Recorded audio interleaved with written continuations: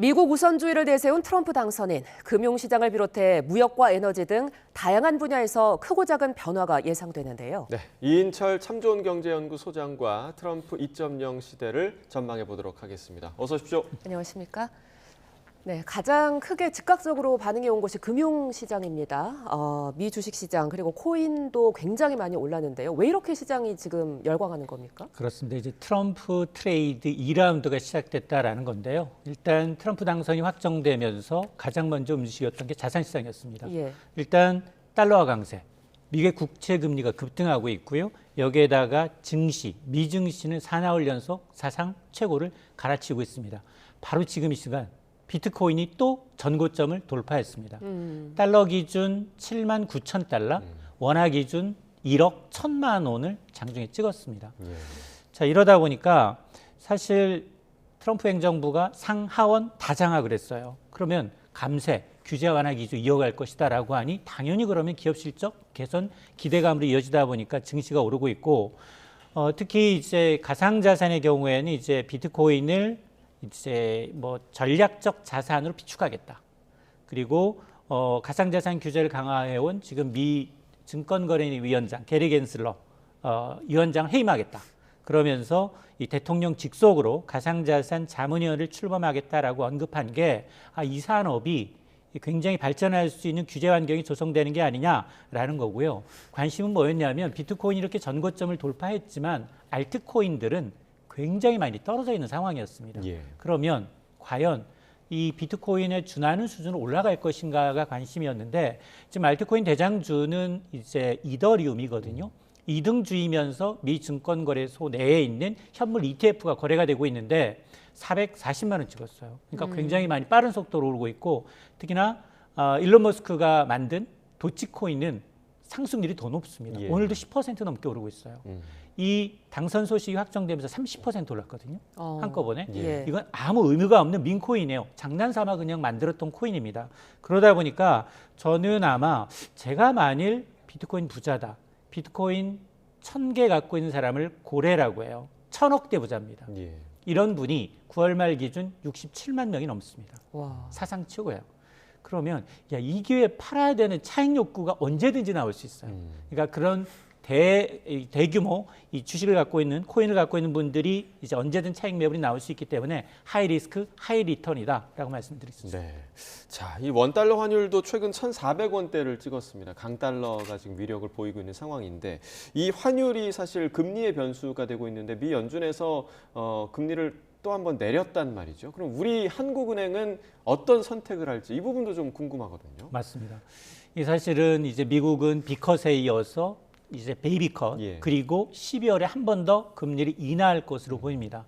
경제 지표가 나쁘지 않았고 물가와 그리고 고용 지표가 균형을 잃었다라고 얘기를 했거든요. 그러다 보니까 자연스럽게 금리 인하할 수 있는 환경이 조성이 됐는데 한국과 미국 간 기준금리 격차도 줄었어요. 예. 1.5%포인트로 줄었는데 문제는 우리나라입니다. 이창용 총재가 이제 기준금리 결정에서 환율이 새로운 변수가 되었다라고 얘기하고 있어요. 왜냐? 지금 원달러 환율이 장중에 위기도 아닌데 1,400원 선을 웃돌고 있습니다. 예. 트럼프 트레이드가 기승을 부리다 보니까 지금 미국은 계속해서 돈 풀어서 경기 부양하고 이민자들 내쫓고 이런 것들이 다 물가를 자극할 수 있는 요인들이거든요. 그러다 보니까 이 고환율로 인해서 오히려 우리는 금리 인하 시점이 점점점 뒤로 밀리고 있다라는 건데요. 이 때문에 일각에서는 하느니 금리 인상, 금리 인하의 어떤 실기론을 이제 내세우고 있는데 그 실기론의 방점은 뭐냐? 8월에 내려라 이게 아니라 미국이 이제 뭐 9.1% 고금리를 고물가를 잡기 위해서 B컷 자이언트 스텝 무려 5.5%까지 금리를 올리는 동안 한은은 연 3.5%에서 1년 반 동안 동결했단 말이에요. 예. 오히려 그 당시에 조금 더 금리를 올렸다면 이처럼 저금리 때문에 집값이 많이 오르거나 이러지 않죠. 그리고 지금처럼 금리를 내려달 식의 인하 여력을 좀 갖고 있을 수 있었는데 라는 이제 아쉬움을 지적하는 대목인데 어쨌든 지금 한국은행은 3초갑니다. 환율 때문에 더 이상 금리를 빨리 내리기도 굉장히 어려운 상황입니다. 예, 우리 산업 부분도 좀 살펴보죠. 트럼프 당선인의 가장 큰 문제라고 할까요? 우리로서 좀 어렵다고 느껴지는 게 예측할 수 없는 사람이잖아요. 그런데 지금 계속해서 비판을 해왔던 게 반도체 보조금을 주는 거예요. 이른바 칩스법을 비판해 왔는데 폐지 가능성도 보십니까? 맞습니다. 이게 사실은 이미 미국도 상하원 통과했고요. 지금 바이든 대통령도 급해졌어요. 이걸 계속해서 트럼프 대통령이 이제 공약하면서 이 후보 시절에 이 칩스법은 나쁜 거래다라고 이제 단정을 지어버렸기 때문에 바이든 행정부 지우개에 나설 수밖에 없는 상황이거든요. 근데 이 칩스법의 핵심은 뭐냐? 일단은 미국에다가 반도체 공장 설립하기 위해서 그러면 보조금 세제 혜택 주겠다는 겁니다. 그런데 지금 우리나라의 이제 삼성전자의 경우는 2030년까지 미국 텍사스주에 무려 450억 달러, 63조 원 투자합니다. SK 하이닉스도 인디애나주에 한 5조 5천억 원을 투자해서 첨단 패키지 공장을 만들고 있는데 이미 바이든 행정부는 삼성전자는 거의 한 9조 원 가까운 보조금을 SK 하이닉스도 한 4억 5천만 달러 보조금 지급을 약속했는데 이거는 후불제예요. 실사를 거쳐서 공장이 완공이 되고 난 다음에 거쳐서 지급되는 후불제입니다. 근데 트럼프 행정부가 들어서게 되면 이거 어떻게 바꾸겠느냐? 야, 현금 보조금 줄 필요 없어. 왜냐? 외국 업체에 대해서 관세 부과하고 국내 기업에 대해서 법인세 낮춰주게 되면 외국 기업들은 자동으로 미국에 와서 공장 지을 수밖에 없다라는 논리거든요. 예. 그러다 보니 지금 이미 첫 삽 떴잖아요. 2030년 가동을 목표로 하고 있는데 다 잡은 물고기 밑밥 주지 않겠다라고 하니 우리 기업들이 지금 멘붕인 상황입니다. 네, 자 반도체 기업들도 그렇고 이제 전기차 생산 기업들도 아마 걱정이 좀 클 것 같은데 뭐 보조금이나 세제 혜택 주는 법이었죠. 일명 IRA 폐기할 거라고 계속 이제 공언을 했습니다. 어떻게 좀 예상을 하십니까? 아마 이제 이 IRA를 이제 이 통과시킬 당시 2022년 8월이었는데 네. 당시에도 그런 얘기했어요. 아니 당연히 미국 공장 세우고 미국산 이제 원자재 쓰고 미국 인력 고용해서 이제 생산하게 되면 보조금 주겠다라 세액 공제 주겠다라는 거였는데 친환경 자동차에 대해서 최대 한 750달러까지 보조금을 지급하겠다라는 겁니다. 이 때문에 국내 배터리 3사가 무려 미국에다 배터리 공장 14곳을 짓고 있습니다. 예. 당시에도 제가 굉장히 이걸 우려했는데요. 물론 뭐 미국에서 물건 팔기 위해서는 어쩔 수 없는 투자다라고 하더라도 이 투자 덕분에 사실은 국내 배터리 3사의 경우에는 세계 시장 점유율은 20% 남짓이지만 미국 시장 점유율은 굉장히 높아진 건 사실이에요. 그럼에도 불구하고 이렇게 투자를 했는데 이걸 폐기하거나 축소하겠다라는 게 또 이제 트럼프 행정부의 이제 공약이기 때문에 이렇게 되면 우리는 전기차 만들고 있는 현대 기아차도 걸리고요. 배터리 3사가 걸려요. 그러다 보니까 물론 일부에서는 우리가 직접 투자하고 있는 공장들이 대부분 이제 미국 특히나 이제 공화당 강세 지역이고 그리고 일론 머스크 전기차 CEO인데 그리고 가장 많은 트럼프 행정부에 이제 영향을 준 사람인데 과연 폐기하겠느냐? 폐기하지 않는다 하더라도 국내 업체와 그리고 해외 수입 업체 차별화 가능성이 있고 여기다가 이제 특히나 이제 보조금 주는 것에 대해서는 굉장히 현금을 주는 것에 대해서는 극도로 꺼리고 있기 때문에 상당히 이제 관세가 좀 올라가거나 이제 또 어떤 이제 이 빌미로 해서 이걸 좀 끌어내릴지 굉장히 걱정이 좀 커지는 상황입니다. 예. 자, 이제 트럼프 당선인이 집권하게 되면 좀 가장 두려워하는 거는 아무래도 중국이 아닐까 싶은데요. 이런 상황 속에서 일론 머스크가 조금 이 미중 간의 어떤 다리가 될 수 있을까요? 그렇습니다. 사실 미국 대선의 최대 수혜자는 일론 머스크다. 1,800억 후원해서 하루 만에 주가가 37조 원 자산 가치가 불어났어요. 자, 그러다 보니 뭐 슈퍼 천재다. 뭐 이런 얘기까지 하고 있는데요. 어쨌든 뭐 머스크 뭐 미국이니까 가능한 얘기예요. 만에 하나 우리나라 자동차 그룹이 공개적으로 대통령 후보를 굉장히 이제 후원했고 당선되는 특혜를 받았다. 이거는 전형적인 정경유착으로 감옥행입니다. 그럼에도 불구하고 미국이니까 가능한 얘기거든요. 그래서 아마 이제 앞서 이제 트럼프는 당선되면 뭐라고 얘기했느냐? 연방 정부에 대해서 개혁을 권고하는 제시하는 정부 효율성위원회를 출범할 텐데 여기 CEO로 머스크를 내정하겠다라는 겁니다. 백악관 입성할 것처럼 합성 사진까지 이미 머스크는 올리고 있어요. 자, 그러다 보니 이 소식에 테슬라 주가는 급등하고 있습니다. 지금 업계에서는 트럼프 재집권으로 가장 수혜를 받는 게 바로 이 일론 머스크가 될 것으로 보이는데 일론 머스크가 이끄는 사업이 너무 많아요. 뭐 지금 뭐 일단 뭐 전기차도 테슬라도 운영하고 있지만 여기다가 AI 사업, 우주 탐사, 스페이스X라는 우주 사업, 여기다가 소셜 미디어 X까지 하고 있기 때문에 여기가 전부 다 이전 정부의 규제 타겟이었던 분들인데요. 그러다 보니까 자율주행에 관련된 규제 완화부터 시작을 해서 스페이스X의 경우에는 전 세계 글로벌 인터넷 위성에 대한 국가 부조금까지 얘기가 나오고 있고요. 여기다가 소셜 미디어 X의 경우에는 각종 이제 이 규제 관련해서 처벌을 좀 피하는 바야흐로 이제 머스크 시대가 도래하는 게 아니냐라는 이제 얘기가 나오다 보니까 주가가 내리기보다는 계속 오르고 있습니다. 예. 자, 그 중국과의 관계도 우리가 생각해야 할 부분인데 사실 수출이 좀 중요한 부분인데 그래서 이제 중국과의 관계를 좀 유지해야 되는 부분이 있잖아요. 그런데 트럼프 정부가 이제 집권하게 됐을 때 우리는 어떤 스탠스를 취해야 하는가 이 부분도 좀 우려가 되는 부분이죠. 맞습니다. 사실은 그동안도 계속해서 우리는 이제 이 첨단 제품에 대한 대중국 견제로 인해서 치퍼라는 동맹으로 한국, 대만, 일본, 미국 합쳐서 지금 중국에 대해서 일단은 기술 절대 안 되고요. 투자 안 됩니다. 반도체 장비 수출 안 되고요. 이런 걸 규제로 해서 지금 첨단 산업 주제로 굉장히 대중국 견제를 동맹으로 이끌어 나가고 있는데 지금 보면 저는 걱정되는 게 트럼프 당선인과 지금 윤석열 대통령 이제 당선 축하 전화에서 우리 보통 당선 축하 전화를 하면 의례적으로 축하드립니다. 그리고 언젠가 만납시다 이 정도로 얘기하고 끝나거든요. 예. 근데 12분간 얘기하면서 콕 집어 조선업종 도와달라고 했어요. 예. 야, 그러니 증시에서 난리 났어요. 야, 조선업종 막 주가 두 자리 쓰고 전반적으로 증시가 침체한 가운데서도 주가였는데 좀 내막을 좀 들여다볼 필요가 있다고 저는 봅니다. 물론 수혜가 예상됩니다. 보면 조선업의 경우에는 선택지가 많지 않습니다.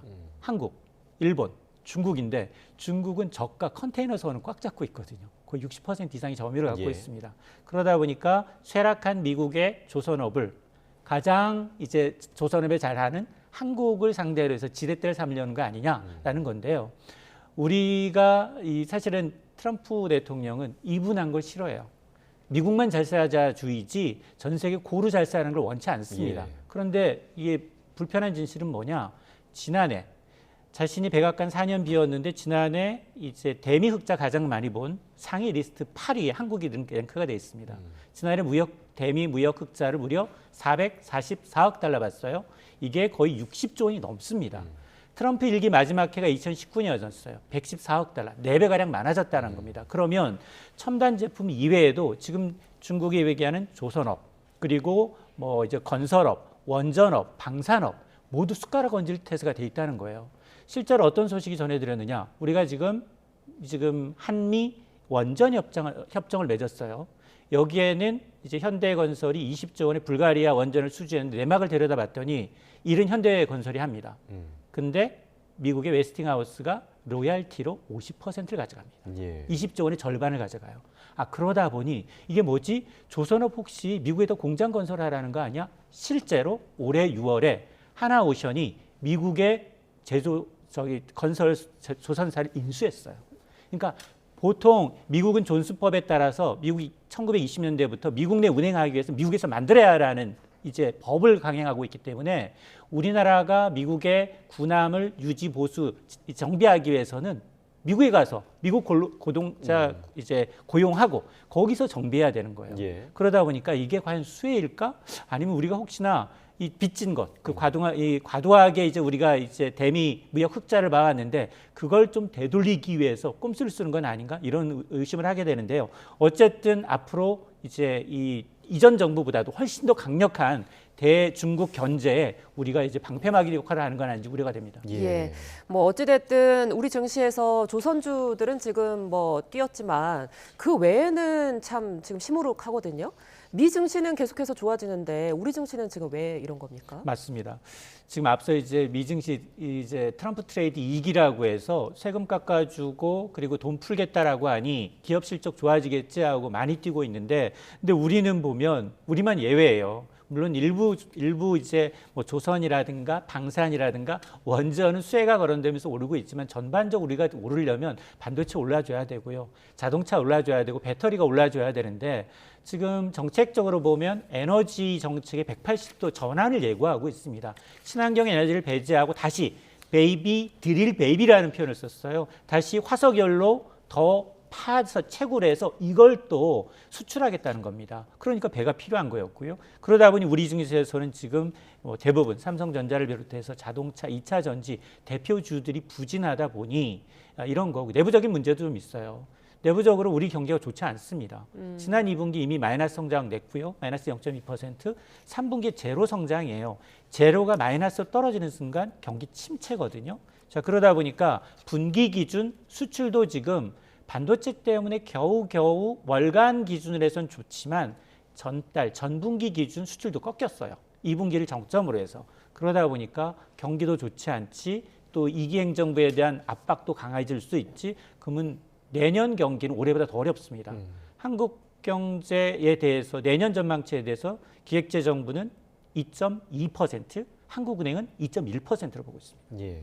그렇게 부진한 상황 속에서도 그래도 이제 지난주에 이제 상장 대박을 쳤던 백종원 대표가 이끄는 더본 코리아. 그런데 또 이제 3일 천하로 끝나는 거 아니냐, 뭐 이렇게 얘기도 나오고 있기도 하고요. 상황을 좀 어떻게 보고 계십니까? 맞습니다.